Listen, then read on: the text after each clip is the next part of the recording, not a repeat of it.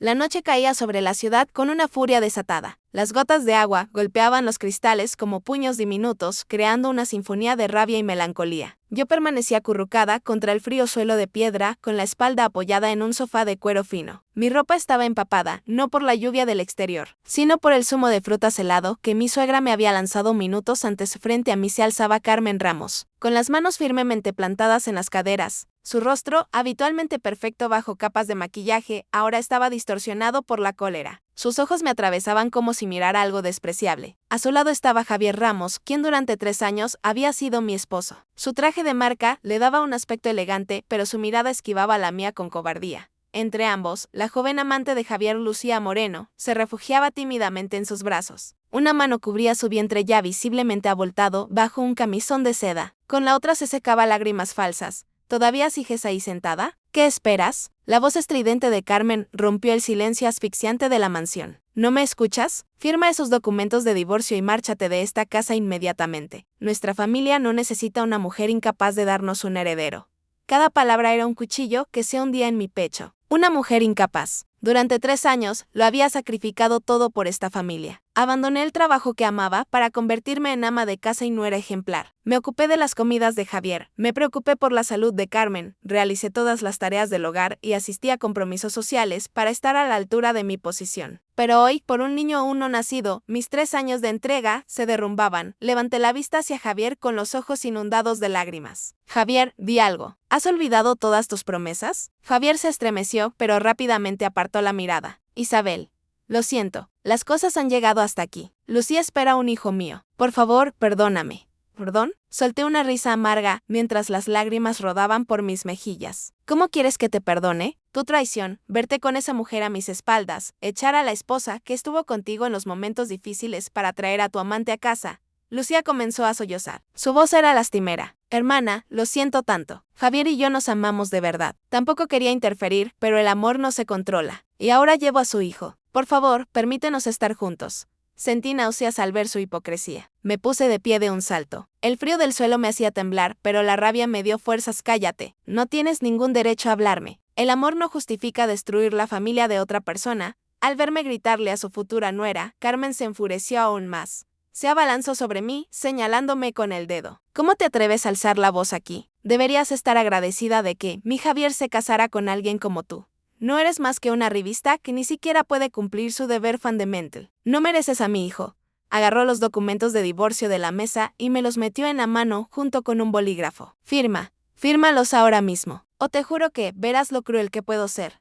Bajé la mirada hacia los papeles. La palabra divorcio se veía borrosa a través de mis lágrimas. Mi mano temblaba incontrolablemente. Miré a Javier por última vez, buscando cualquier rastro de afecto, pero en sus ojos solo había una disculpa superficial e impaciencia. Quería terminar con esto cuanto antes. Mi corazón se congeló. Tomé el bolígrafo. Cada trazo era como arrancarme la piel. Firmé mi nombre de Isabel García con caligrafía temblorosa. Era la firma que enterraba 3 años de mi juventud. Tan pronto como terminé, Carmen me arrebató los papeles como si temiera que cambiara de opinión. Ya está. Ahora lárgate. Haré que empaqueten tus cosas y las tiren. No pienses en llevarte nada de esta casa. Sal con las manos vacías. Sin decir palabra, me di la vuelta en silencio y caminé hacia la puerta. Ya no necesitaba nada de este lugar. La ropa de diseñador, los bolsos caros. Todo carecía de sentido afuera. La lluvia torrencial me recibió. No tenía paraguas ni una sola moneda. El aguacero lavó el maquillaje de mi rostro, pero no pudo limpiar el dolor y la humillación de mi corazón. Justo cuando salía por la puerta principal de la finca, un coche se detuvo con un chirrido. Era Manuel, el chofer, que había trabajado para esta familia durante más de 20 años. Salió apresuradamente con un paraguas y me miró con ojos compasivos. Señora, me llamó Manuel vacilante. Está lloviendo torrencialmente. ¿A dónde va? Negué con la cabeza, incapaz de articular palabra. Manuel suspiró y puso un fajo de billetes arrugados en mi mano. Esto no es mío, señora. El señor Javier me pidió que se lo diera. Dijo que era un último gesto de consideración. Por favor, tómelo y coja un taxi. Miré el fajo en mi palma. 500 euros. 3 años como esposa, 3 años de devoción, reducidos a 500 euros como último gesto. ¡Qué ridículo! Esta humillación era más dolorosa que 1000 insultos. Apreté los billetes con fuerza, sintiendo como las esquinas se clavaban en mi piel. De repente, una oleada de indignación me invadió. Levanté la cabeza y miré la mansión, brillantemente iluminada pero glacial bajo la lluvia. Allí dentro estarían celebrando su victoria. Con todas las fuerzas que me quedaban, rompí el fajo de billetes en 1000 pedazos. Los trozos de papel volaron con el viento, dispersándose en las cortinas blancas de lluvia. Al igual que mi matrimonio, hecho añicos e imposible de reparar, no necesito vuestra compasión, grité en medio del aguacero, sin saber si lo decía para que me oyeran o para convencerme a mí misma.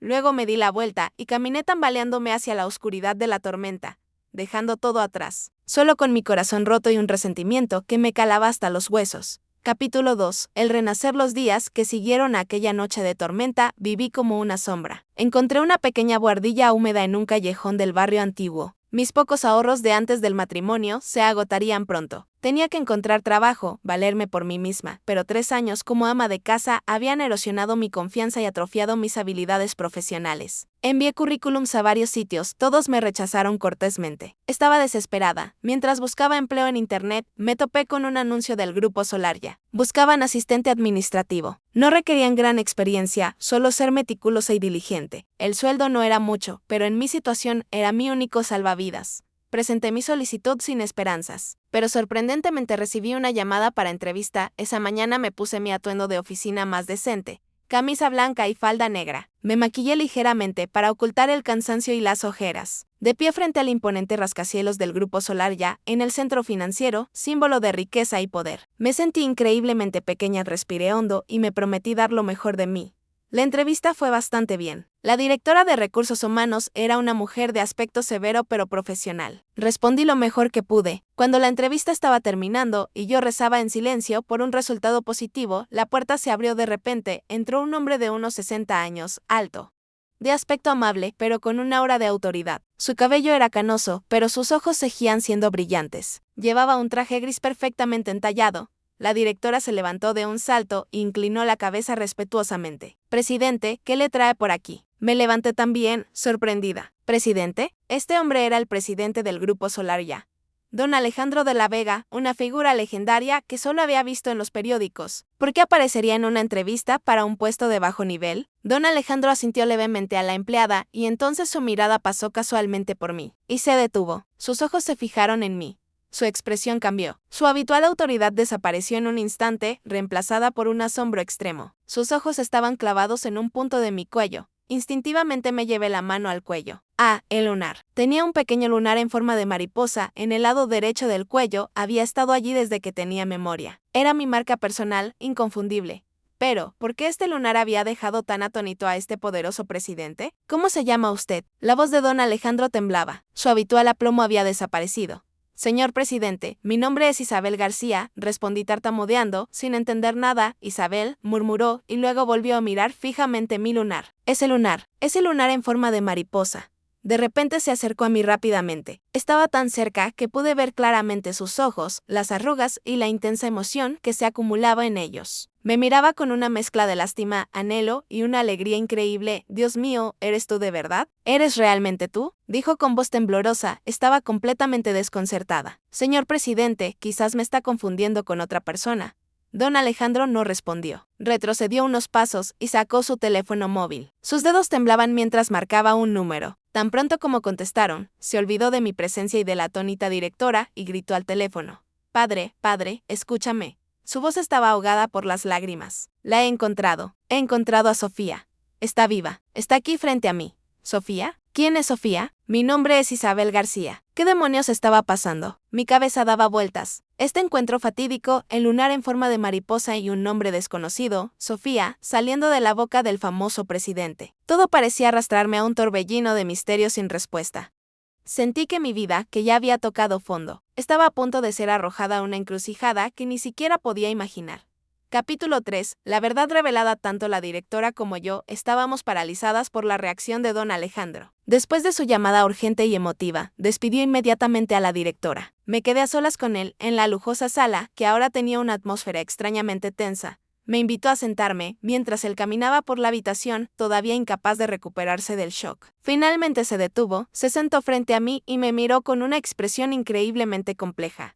Alegría, dolor, duda y una intensa esperanza. «Señorita García», comenzó su voz más tranquila pero aún temblorosa. «¿Podría decirme qué edad tiene y qué sabe de sus padres biológicos?» Estaba desconcertada por la repentina pregunta. «Sí, señor presidente». Tengo 25 años y soy huérfana. Crecí en el orfanato Girasol. Las religiosas me dijeron que me encontraron cuando era muy pequeña y me llevaron allí. Al oír las palabras orfanato Girasol, los ojos de don Alejandro volvieron a brillar. Asintió repetidamente como confirmando algo. Sí, claro. El orfanato Girasol. Todo encaja.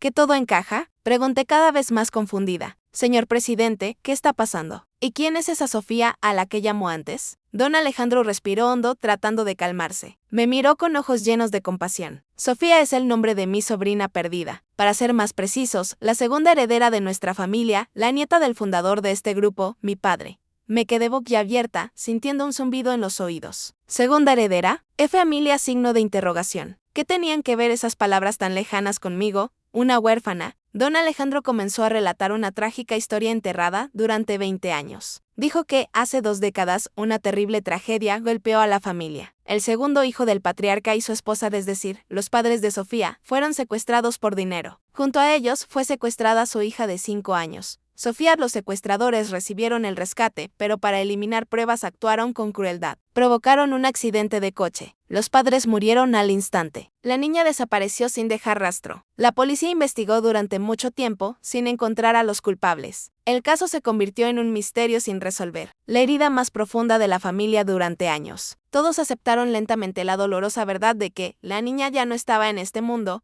pero yo nunca perdí la esperanza, dijo don Alejandro con voz ahogada. Siempre creí que estaba viva en alguna parte. Antes de desaparecer, Sofía tenía características físicas muy distintivas. Como tú, tenía un lunar en forma de mariposa en el cuello, dijo señalando mi cuello. Inconscientemente toqué el lunar familiar, continuó. Tenía un pequeño lunar en el lóbulo de la oreja izquierda. Instintivamente me toqué la oreja izquierda. Sí, tenía un lunar allí. Siempre había pensado que era normal. Lo más importante. Don Alejandro me miró directamente a los ojos. El día que la niña fue secuestrada y desapareció, descubrimos que el orfanato Girasol había acogido a una niña de unos 5 años. La niña sufría amnesia temporal debido al shock y no tenía identificación. Esa niña eras tú, ¿verdad, señorita García? De repente mi cabeza empezó a palpitar. Las palabras de don Alejandro fueron como una llave que abrió una puerta a recuerdos polvorientos en mi mente. Imágenes tenues y fragmentadas comenzaron a inundarme. Vi a una mujer cariñosa de cabello largo abrazándome. Olía a jazmín. Vi a un hombre alto que siempre me llevaba sobre sus hombros. Su risa era cálida. Me vi en un coche. Y luego un fuerte estruendo, una luz cegadora, gritos. Y oscuridad Me agarré la cabeza. El dolor agudo casi me hizo desmayar. Los fragmentos de recuerdos rotos me desgarraban la mente. Eran familiares y extraños a la vez. Don Alejandro se levantó de un salto para sostenerme. ¿Estás bien? ¿Recuerdas algo? Negué con la cabeza, todavía dolorida, con la frente empapada en sudor. No lo sé. Me duele mucho la cabeza. ¿Qué son esas imágenes? Don Alejandro me dio palmaditas en la espalda. Su voz era reconfortante, pero no podía ocultar su alegría. No te fuertes, Isabel. Esos son tus recuerdos. Recuerdos de tus padres. Han pasado 20 años. No podemos esperar que lo recuerdes todo de inmediato. Me ayudó a sentarme de nuevo y me sirvió un vaso de agua tibia. Sé que todo esto es muy repentino, pero el lunar en el lóbulo y la fecha en que llegaste al orfanato. Todas las pruebas coinciden de manera asombrosa. Estoy casi seguro de que eres mi sobrina perdida, Sofía de la Vega. Me quedé allí sentada. El vaso de agua tibia en mis manos no lograba calentar mi cuerpo tembloroso. De esposa abandonada y huérfana, sin un lugar al que ir, de repente podría ser la segunda heredera de una familia prestigiosa. La realidad era tan impactante, tan increíble, que parecía un cuento de hadas. Pero el dolor de cabeza y los fragmentos de memoria rotos me decían que quizás esta era la verdad sobre mi identidad perdida. Para confirmarlo todo, don Alejandro propuso una prueba de ADN. Explicó que era la forma más científica y precisa de despejar todas las dudas. Aunque en su corazón estaba casi seguro, necesitaba un resultado oficial para informar al patriarca y a toda la familia. En medio de mi confusión emocional, simplemente asentí. Yo también quería saber la verdad. Fuera cual fuera, necesitaba una respuesta para mi turbulenta vida. Me tomaron con cuidado muestras de cabello y células vocales. Don Alejandro dijo que usaría sus contactos para obtener los resultados lo antes posible. Mientras esperaba, me alojé temporalmente en un lujoso apartamento propiedad del grupo. Me pidió que descansara y esperara. Esos días se sintieron como una eternidad. Vivía en un espacio opulento, pero mi corazón estaba vacío y ansioso. Seguía pensando en lo que don Alejandro había dicho, tratando de encajar los fragmentos de memoria, pero cuanto más lo intentaba, más me dolía la cabeza, mis padres, mi familia, el nombre de Sofía. Todo parecía un sueño extraño y borroso. ¿Quién era yo? ¿Quién era realmente? La pregunta me atormentaba, sin darme un momento de paz. Finalmente llegó el día. Don Alejandro vino a verme en persona. En su mano, sostenía un sobre cuidadosamente sellado. Su rostro estaba tenso, pero iluminado por la esperanza. Se sentó frente a mí y colocó el sobre respetuosamente sobre la mesa. Los resultados están aquí, Sofía. Su voz era baja, mi corazón latía con fuerza en mi pecho. Mis manos apretadas en mi regazo temblaban. Este era el momento que decidiría mi destino. Don Alejandro abrió lentamente el sobre y sacó el papel. Lo hojeó y sus hombros se estremecieron ligeramente. Levantó la cabeza y me miró. Sus ojos estaban enrojecidos y llenos de lágrimas. Sin decir palabra, deslizó el papel hacia mí, con manos temblorosas cogí el informe. Números, términos científicos complejos, bailaban ante mis ojos, pero no necesitaba entenderlos. Solo necesitaba ver la conclusión final, impresa en negrita y clara, resultado del análisis de Adam. La relación entre los dos sujetos es de parentesco directo. Probabilidad 99,99999. 9,99%. Un número casi absoluto. Yo no era Isabel García. Era Sofía de la Vega. El papel se me cayó de las manos. Las lágrimas, que había reprimido durante días, brotaron incontrolablemente. No sabía si lloraba de alegría o de tristeza. Alegría por haber encontrado finalmente mis raíces, por saber que no era una niña abandonada. Pero esta verdad también significaba que mis padres realmente ya no estaban en este mundo. Habían sido asesinados. Don Alejandro se acercó y puso una mano en mi hombro. Un gesto lleno de consuelo. Sí, es verdad. Eres nuestra Sofía. Bienvenida a casa, niña. Por primera vez alguien me llamaba por ese nombre con certeza. Sofía. Sofía. Se sentía extraño y familiar a la vez. Solo después de que ambos nos calmamos. Don Alejandro me contó más detalles sobre la antigua tragedia. El accidente fue en realidad un asesinato bien planeado. Los secuestradores recibieron el rescate, pero para eliminar pruebas actuaron con crueldad. La policía investigó durante mucho tiempo, sin encontrar a los culpables. El caso se convirtió en un misterio sin resolver, la herida más profunda de la familia. Tus padres eran muy buenas personas, dijo don Alejandro con tristeza. Tu padre, Gabriel de la Vega, era un arquitecto con talento, de carácter apacible. Tu madre, Elena Vargas, era violonchelista, una mujer gentil y amable. Solo querían una vida normal, pero el destino fue demasiado cruel. Escuchar sobre mis padres me rompió el corazón. La imagen del hombre cálido y la mujer con aroma jazmín se volvió más clara que nunca en mi mente. Eran mis padres. Don Alejandro me trajo de vuelta a la realidad. Tienes que prepararte para volver a casa, a la familia. Vas a conocer a tu abuelo, don Alejandro de la Vega, el patriarca. Ha estado esperando este día durante 20 años. Y también tienes una hermana mayor, Catalina de la Vega. Abuelo, hermana. Parientes cuya existencia ni siquiera conocía. Una mezcla de expectación y ansiedad surgió en mí. ¿Me aceptarían? ¿Podría encajar en un mundo completamente desconocido, un mundo de riqueza y poder que nunca había imaginado? Mi vida, a partir de este momento, pasaba oficialmente a un nuevo capítulo con el nombre de Sofía de la Vega. Capítulo 4. El regreso a casa. Un reluciente sedán negro atravesó las elaboradas puertas de hierro forjado y entró lentamente por un camino bien pavimentado, flanqueado por frondosos árboles centenarios. A medida que avanzábamos, una majestuosa mansión, como un castillo de cuento, fue apareciendo gradualmente. Esta era la residencia principal de la familia en el exclusivo barrio residencial, y a partir de hoy sería mi hogar sentado a mi lado. Don Ricardo de la Vega sonrió débilmente al verme contener la respiración mientras admiraba el paisaje. Bienvenida a casa, Sofía. No supe qué responder, así que simplemente asentí con torpeza. Mi corazón latía desbocado por la emoción y el miedo. Todo había sido tan rápido. Apenas la semana pasada, era una esposa repudiada, viviendo en una humilde buhardilla. Esta semana estaba sentada en un sedán de lujo, regresando a la familia más rica del país con una identidad completamente nueva.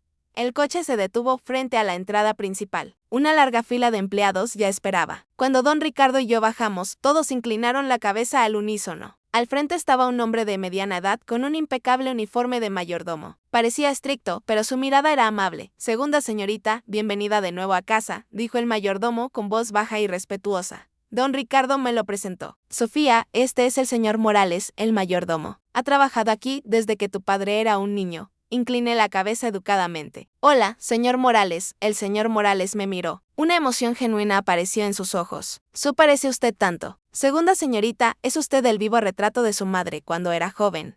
Las palabras del señor Morales me reconfortaron. Al menos en este lugar desconocido había alguien que me reconocía a través de la imagen de mi madre. Al entrar me sentí completamente abrumada por el lujo. El suelo era de mármol reluciente, una enorme lámpara de araña de cristal colgaba del alto techo y costosos muebles clásicos estaban dispuestos con gusto. Todo emanaba riqueza y autoridad extremas. Mientras miraba a mi alrededor aturdida, una voz clara vino de la gran escalera. «Hermanita, finalmente has vuelto». Levanté la cabeza. Una hermosa mujer descendía por las escaleras. Llevaba un vestido de seda color jade que realzaba su figura perfecta y su piel blanca. Su cabello estaba recogido elegantemente, revelando un cuello altivo, y llevaba brillantes pendientes de diamantes. Su rostro era impecablemente hermoso, una belleza afilada y cautivadora. Esta debía ser mi hermana, Catalina de la Vega. Catalina se acercó a mí con una sonrisa radiante. Me abrazó con familiaridad. «Bienvenida de nuevo, Sofía. No sabes cuánto he esperado este día». Su abrazo fue firme, su caro perfume me envolvió, pero por alguna razón sentí una distancia invisible. Su sonrisa era hermosa, pero no parecía llegar a sus ojos. Sus ojos me recorrieron en un breve instante con una mirada aguda y escrutadora.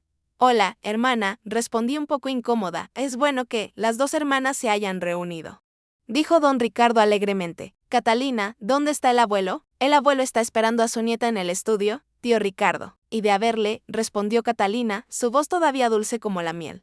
El estudio de don Alejandro de la Vega, el patriarca, estaba al final del pasillo. El señor Morales abrió silenciosamente la pesada puerta de madera. Dentro, un anciano de cabello blanco estaba sentado en un gran sillón de respaldo alto, de espaldas a la puerta, sosteniendo un bastón con empuñadura de plata. Solo por su espalda podía sentir el aura de autoridad que emanaba de él. Este era el hombre que había construido un imperio abuelo. «He traído a la segunda señorita», dijo don Ricardo, rompiendo el silencio. La silla giró lentamente. Contuve la respiración. El rostro del patriarca estaba demacrado y profundamente surcado por las arrugas del tiempo, pero sus ojos seguían siendo claros y agudos. Me miró fijamente, una mirada que parecía penetrar hasta lo más profundo de mi alma. Apreté las manos nerviosa. El patriarca no dijo nada, pero levantó su mano delgada y temblorosa y señaló mi cuello. Su mirada se fijó en el lunar en forma de mariposa. «Mariposa, mi pequeña mariposa». Su voz se quebró y dos hileras de lágrimas calientes rodaron por su viejo rostro. Me abrazó con fuerza, sollozando como un niño. «Has vuelto. Finalmente has vuelto a casa». En ese momento, todas mis dudas y miedos se desvanecieron. Este anciano, este poderoso patriarca, lloraba por mí. Me quería. Yo también le abracé, dejando que mis lágrimas fluyeran libremente. Finalmente había encontrado mi hogar. Capítulo 5. La cena familiar. Esa noche celebramos una cena familiar en el gran comedor. La larga mesa de madera preciosa podía acomodar a más de 20 personas. Pero hoy solo estábamos nosotros cuatro, el patriarca don Alejandro, don Ricardo, mi hermana Catalina y yo sentada en el espacio opulento. Bajo la brillante luz de cristal, todavía me sentía irreal. Don Alejandro se sentó a la cabecera de la mesa. Su rostro mucho más sonrosado y animado. No dejaba de ponerme comida en el plato. Manjares exquisitos que nunca había probado. «Come más, Sofía», dijo con voz cariñosa. «Estás demasiado delgada. Debes haber sufrido mucho». Incliné la cabeza, mis ojos enrojecidos de nuevo. «Gracias, abuelo. Estoy bien». Sentado a mi lado, don Ricardo también sonrió amablemente. «Sí, Sofía, siéntete como en casa».